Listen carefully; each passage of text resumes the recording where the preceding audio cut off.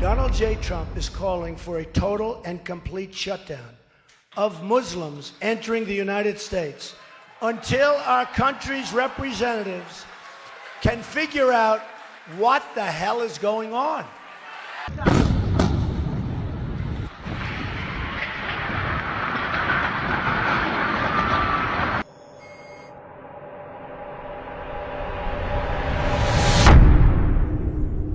আমরা যে পশ্চিমা শক্তির বিরুদ্ধে লড়াই করব, সেই লড়াইয়ের মূল লড়াই মনস্তাত্ত্বিক লড়াই।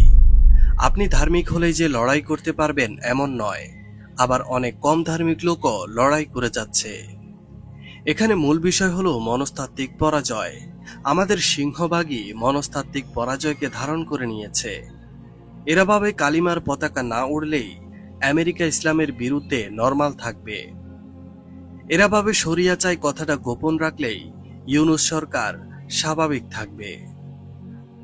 এরা এটা বুঝতে চায় না যে ইসলামের বিরুদ্ধে তাদের অব্যাহত লড়াই চলছে।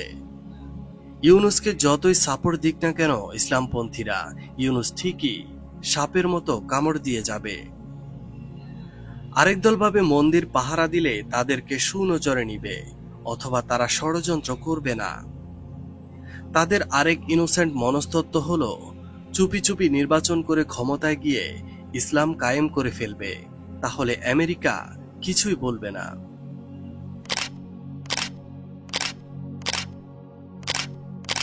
কিছুতেই এরা বুঝতে চায় না এই বিশ্বে যে লড়াই চলছে ইসলাম ও কুফরের, এখানে ইনোসেন্ট সাজার সুযোগ নেই।